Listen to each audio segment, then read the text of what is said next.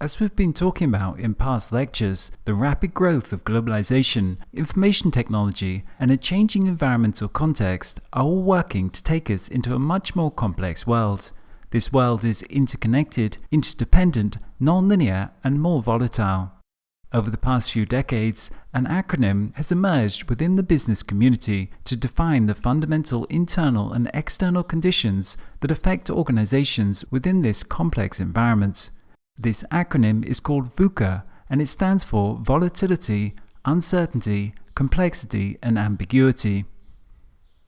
The common usage of the term VUCA began in the 1990s and derives from military vocabulary, where it refers to the experience of officers in operations. It tries to capture the uncertain and dynamically changing situation of a military engagement where there is lack of information. Events often happen in a chaotic and unpredictable fashion in what is called the fog of war. Military commanders sometimes describe this as being in a world of unknown unknowns. This is the extreme version of a VUCA world.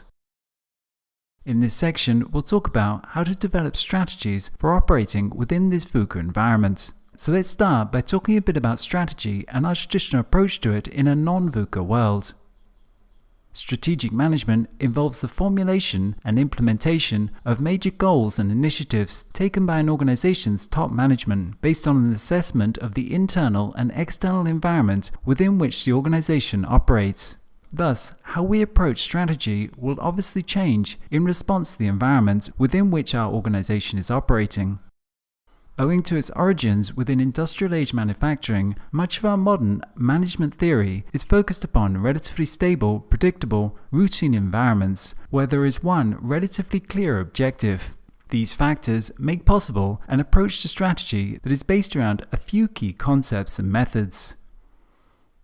Firstly, there is one optimal goal or solution. Within these relatively static environments, where there is one clear defined metric for performance, such as maximizing revenue, there can be one right answer, one optimal solution. And thus, the aim is to obtain all of the information required and perform analysis upon it in order to identify this optimal solution. The objective then is to guide the organization towards this desired outcome through the control of the elements within the organization. Secondly, fixed future projections. Due to limited volatility and the high level of predictability within the environment, we can project past experience and data onto the future and use risk-based analysis to calculate and ascribe quantitative payoffs to a limited number of future possibilities. Lastly, the use of progress planning. The progress towards our ultimate goal can be broken down into stages. We can create clear metrics for each stage, and the movement through these stages is typically a linear, incremental process. This approach to strategy works fine until we turn up the volatility, uncertainty, and complexity within the environment. Turning a rapidly changing external environment to our advantage requires a recalibration of many dimensions across how we develop, deploy, and deliver our strategy. And this is where complexity management finds its application to offer us an alternative paradigm with which to lead organizations in these more complex environments. So let's take a quick look at the different dimensions to the VUCA world and responses complexity theory offers to this changing environment.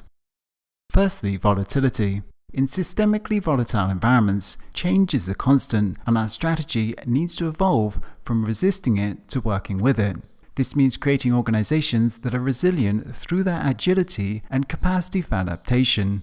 The strategic emphasis shifts from creating fixed, well-defined goals and plans to trying to create agile organizations led by a clarity of vision and effective communications, so that it can be very clear about its values and objectives, but very flexible in how it implements capabilities and achieves that vision.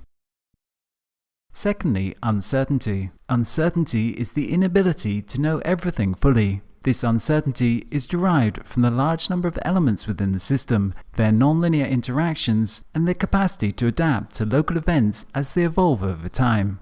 This means that in these complex systems, the future emerges. The outcome of an emergent process cannot be known beforehand. Trying to compute the actual details and define a single future scenario is a lost endeavor.